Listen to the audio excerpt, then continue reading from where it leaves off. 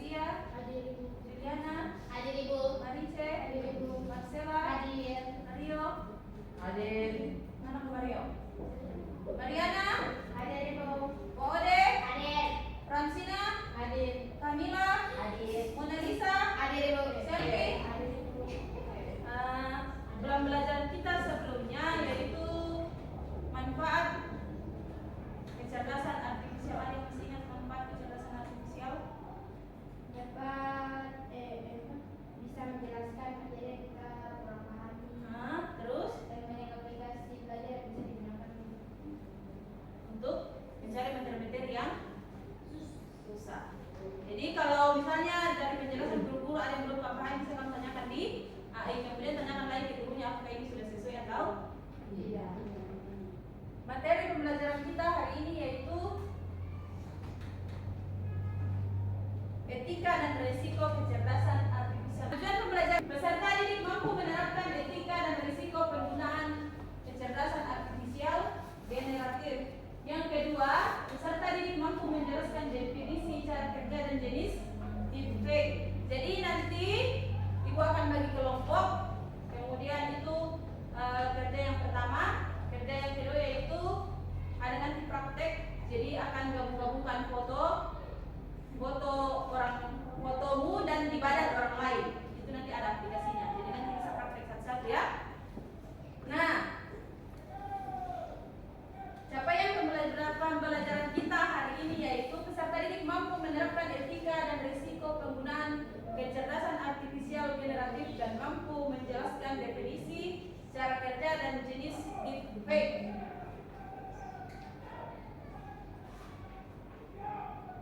Sekarang Ibu akan bagikan dalam dua kelompok, kelompok A dan kelompok B. Nah, dari modul yang Ibu sudah bagikan itu, di situ ada risiko kecerdasan artifisial dan etika kecerdasan artifisial. Yang kelompok A yang kemarin Ibu guru sudah bagikan beranggotakan 7 orang, itu bagian etika kecerdasan artifisial. Kelompok B yaitu risiko kecerdasan artifisial, karena materi utama kita hari ini yaitu etika dan risiko kecerdasan artifisial. Nah, di sini di komputer ini sudah disambungkan dengan jaringan internet. Jadi setiap kelompok bisa mencari etika. Kelompok A bagian etika berarti mencari etika kecerdasan artifisial di internet. Bisa menggunakan ChatGPT, bisa menggunakan Gemini AI. Itu kan sudah kita pelajari sebelumnya ya. Kelompok B juga seperti itu, silakan cari di internet, baru nanti selesai langsung presentasi. Jadi nanti kelompok A dengan kelompok B presentasikan. Kelompok A berarti nanti tanyakan mengenai risiko KA ke kelompok B. Kemudian kelompok B bertanya risiko etika kecerdasan artifisial ke kelompok A. Oke, silakan. Yang kelompok Ibu sudah bagi kemarin 7 orang. Iya, udah dibagi loh. Sudah tahu cara buka toh? Sudah.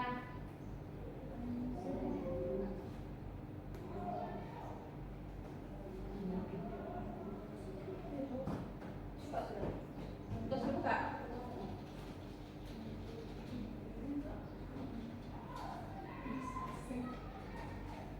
Jadi kalau cari tugas-tugas yang susah tidak apa-apa cari di Google, tapi harus juga dipahami cara-cara atau langkah-langkah kerjanya ya.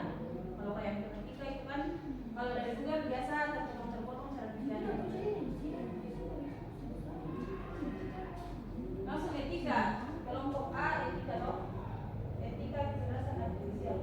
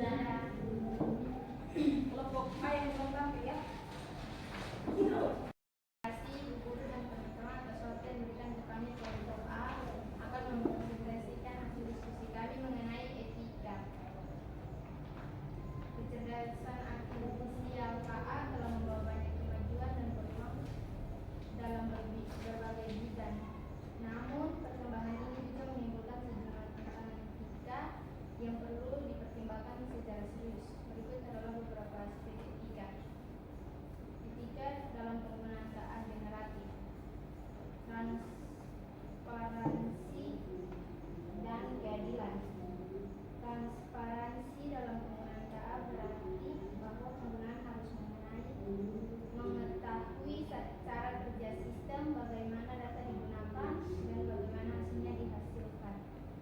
Ini penting agar penggunaan tidak tertipu oleh informasi yang dibuat oleh KA dan dapat memahami batasan teknologi ini. Keadilan dalam KA berarti bahwa teknologi ini harus digunakan secara setara tanpa memihak atau merugikan kelompok tertentu. Berikut contoh-contoh etika. Gunakan AI dengan jujur. Jangan pakai AI untuk menipu, memasukkan data atau menyebar berita bohong. Hargai privasi orang lain. Jangan menggunakan AI untuk menipu data pribadi tanpa izin. Jangan bergantung sepenuhnya. AI bisa salah, gunakan akal dan pertimbangan sendiri juga. Terima kasih, demikian hasil presentasi kami. Ada yang ditanyakan dari kelompok B? Ayo kelompok B, ada yang mau bertanya mengenai etika dan kejelasan etika kejelasan artifisial? Tidak ada. Ya, jadi yang perlu dipahami di sini bahwa etika dalam penggunaan kecerdasan artifisial itu ada dua hal yang harus dipahami, yaitu transparansi dan keadilan dan hak cipta dan kepemilikan. Kalau transparansi dan dalam penggunaan KA berarti pengguna harus mengetahui kerja sistem, bagaimana data digunakan dan bagaimana hasil yang keluar.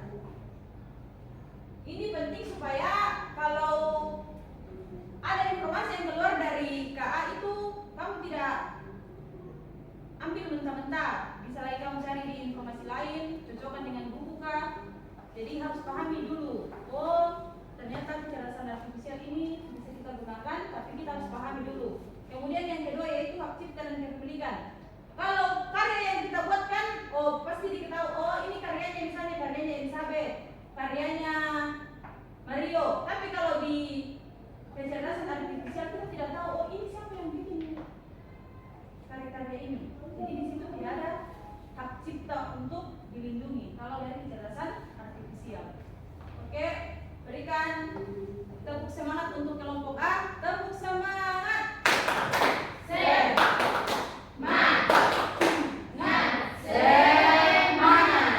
Ulangi, tepuk semangat.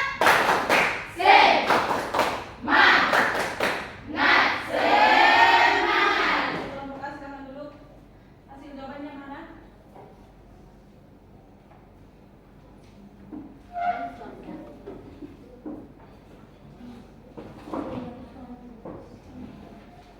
Kelompok B silakan.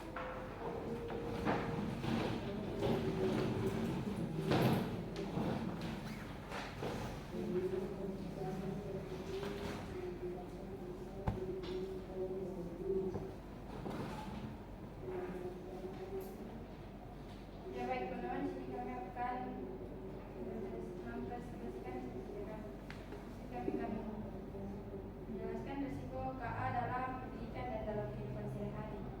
Yang pertama, dalam pendidikan, satu, siswa menjadi malas belajar karena tergantung sama AI. Dua, kreativitas berkurang karena tergantung sama mesin. Tiga, guru sulit menilai kemampuan asli siswa karena hasil tidak semua buatan sendiri. 4. Data siswa bisa bocor jika AI digunakan tanpa pengawasan. Risiko KA dalam kehidupan sehari-hari. 1. Pekerjaan manusia bisa tergantikan oleh mesin. 2. Membuat orang terlalu tergantung dan malas berpikir sendiri.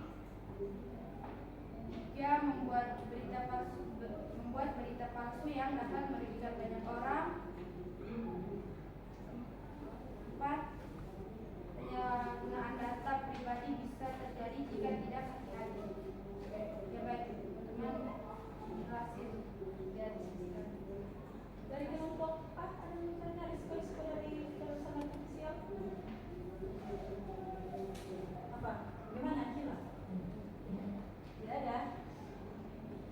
Nah, jadi harus kita pahami bahwa kecerdasan artifisial itu memiliki manfaat, tapi juga memiliki resiko.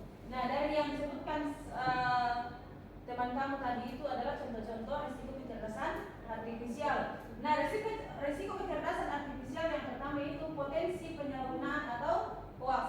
Marcela tadi katakan bahwa informasi-informasi yang dibagikan itu, kadang informasi itu belum tentu benar. Itu informasi penyalahgunaan atau hoax, atau beritanya tidak betul. Yang kedua, bias dalam data dan hasil. Jadi kecerdasan artifisial itu kadang juga ada kesalahan. Jadi apa yang kamu dapatkan dari kecerdasan artifisial itu belum tentu benar. Jadi harus dicari dulu beberapa sumbernya baru kita cocokkan. Kalau sudah betul, berarti itu kecerdasan artifisial yang menghasilkan data yang betul. Ketiga yaitu pelanggaran privasi dan keamanan data. Jadi data-datanya kamu itu bisa dicuri kalau dalam kecerdasan artifisial. Contohnya yang penipuan pinjaman online. Nah, itu termasuk dalam risiko kecerdasan artifisial. Kamu punya data-data itu orang ambil pakai pinjaman online, nanti kamu yang dapat visa. Seperti itu.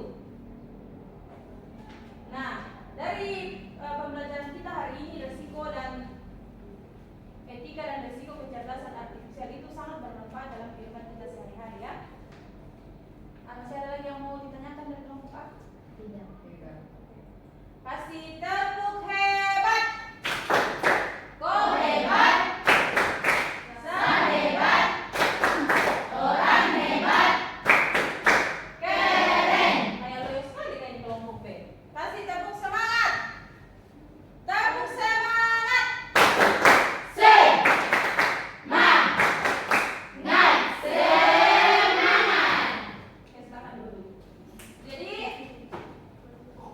anak-anak perlu dipahami bahwa ada dalam kecerdasan artifisial ada manfaat dan juga ada resiko yang harus kita pahami. Dalam kecerdasan artifisial, Ibu Guru akan tunjukkan salah satu contoh kecerdasan artifisial yang bisa mengubah badannya orang lain menjadi kamu punya muka. Ini namanya teknologi deepfake. Deepfake adalah teknik memanipulasi gambar, suara, atau video dengan KA sehingga tercipta konten baru yang terlihat asli dan meyakinkan. Jadi nanti badannya ibu guru, mukanya ibu guru kasih di gambar-gambar orang cantik kah, boleh ibu guru bagikan di media sosial. Itu belum tentu orang tahu ini gambar asli atau bukan. Nah, deepfake berkaitan menggunakan dua algoritma yaitu generator dan diskriminator. Yang pertama generator membuat kumpulan data pelatihan berdasarkan output yang diinginkan dan membuat konten digital palsu awal. Yang kedua, diskriminator menganalisis seberapa realistis atau palsu versi awal konten tersebut. Proses ini diulang sehingga generator dapat meningkatkan kemampuan dalam membuat konten yang realistis. Dan diskriminator menjadi lebih terampil dalam menemukan kekurangan untuk diperbaiki oleh generator. Di sini ada beberapa teknik yang digunakan dalam pembuatan deepfake. Hari ini kita akan belajar mengenai face sweeping. Face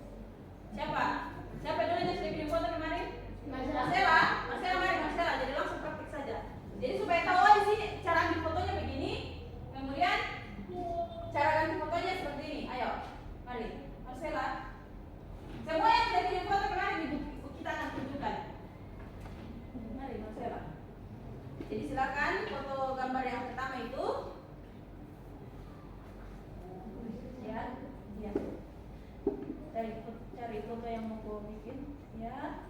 Oke, open fotomu, open, kemudian model video diklik, yes, ya, cek. Bagaimana hasilnya?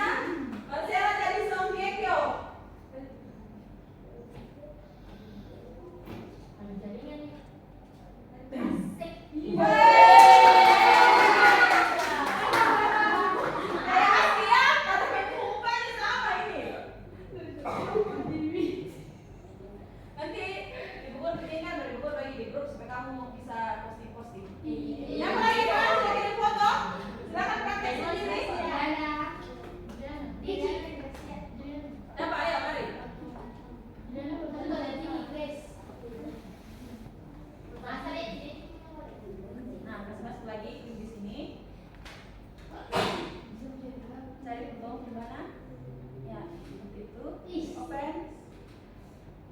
Gambar kedua, masuk fotonya juga nak. Open. Oke, di sini. Coba mari kita lihat gambarnya seperti apa.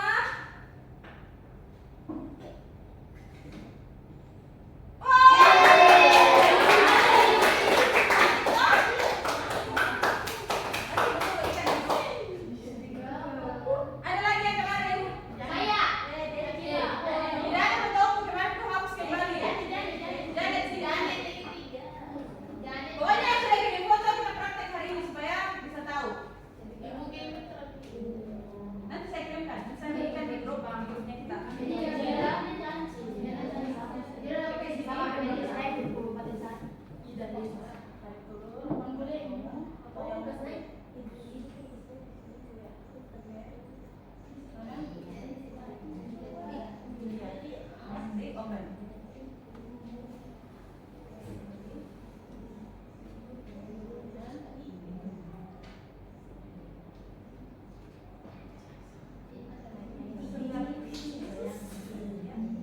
Oke, open.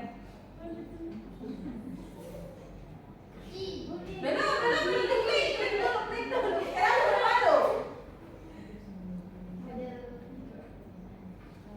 Oke.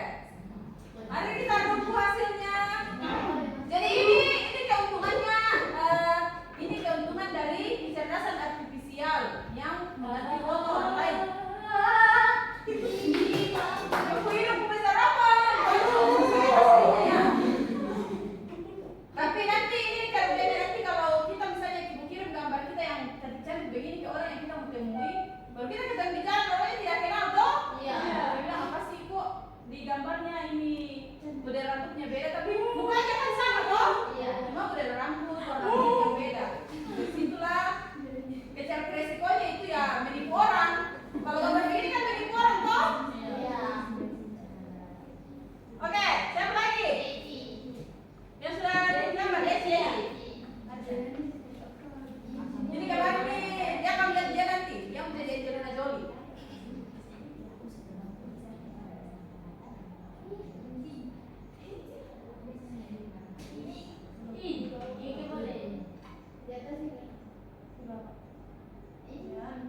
Apa ya?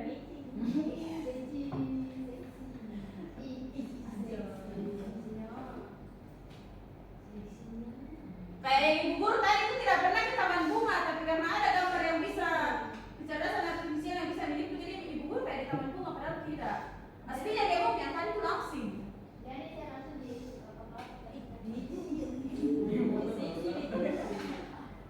Ini Angelina Jolie nah? Bukan Angelina Jolie lagi. Woi! Gimana? Ini gila jauh. Seksi. Siapa lagi? Nanti kan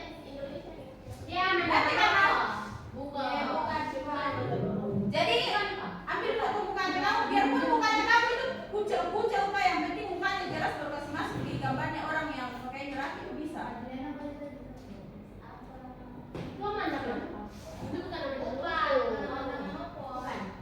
Siva Haju itu jadi kan.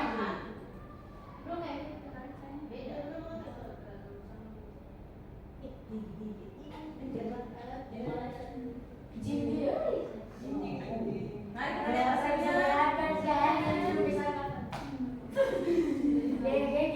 Jadi nanti yang kirim foto ibu bagikan di grup, nanti kamu lihat sendiri.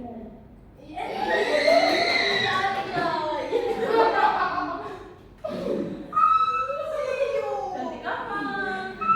Warna kulitnya juga berubah ya. Jadi menyesuaikan dengan foto yang sudah ada.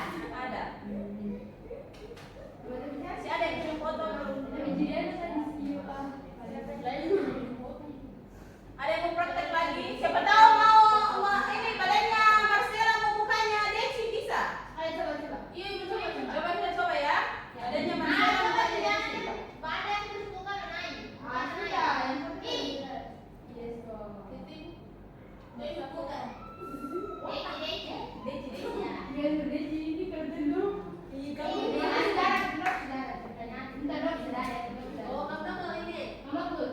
Nah itulah manfaat kecerdasan artifisial bisa digunakan untuk mengirim foto, tapi resikonya yaitu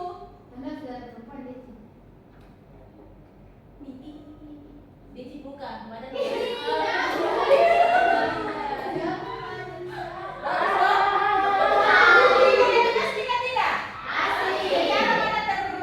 Kasat mata ini asli ya. Tapi kalau dilihat dari mendekat ini di sini beda. Iya toh? Jadi Kalau biasa yang masih ada biji-biji. ya, itu masih biji-biji Marcella. Jadi itulah keuntungan kecerdasan artifisial, kita bisa mengubah. Kita walaupun kita tidak pernah pergi ke Paris kan, kalau ada orang foto di Paris kita ambil gambarnya, kita taruh kita punya muka di situ, jadi bisa kayak ke Paris. Tapi resikonya itu menipu orang. Kalau ada yang kamu kirim gambar, oh saya ke Paris, ternyata kamu tidak ke Paris, kamu cuma ambil gambar orang lain. Muka itu namanya hoax toh, tidak sesuai. Ternyata mukanya hoax. Oke, sampai di sini. Nanti supaya kamu mau pelajari di rumah, ibu guru nanti kirim link di grup supaya kamu coba-coba saja di rumah. Ini bisa pakai HP juga.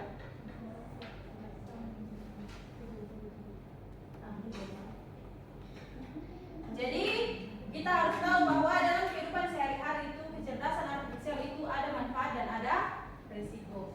Manfaatnya ya bisa membantu pekerjaan seseorang, kita bisa cari informasi, tugas-tugas dari kecerdasan artifisial. Tapi resiko yang paling besar sekarang itu kebanyakan kecerdasan artifisial itu menipu orang dan menggantikan pekerjaan manusia. Jadi mengakibatkan banyak pengangguran karena adanya kecerdasan artifisial. Karena sekarang banyak orang menggunakan robot-robot untuk bekerja ya.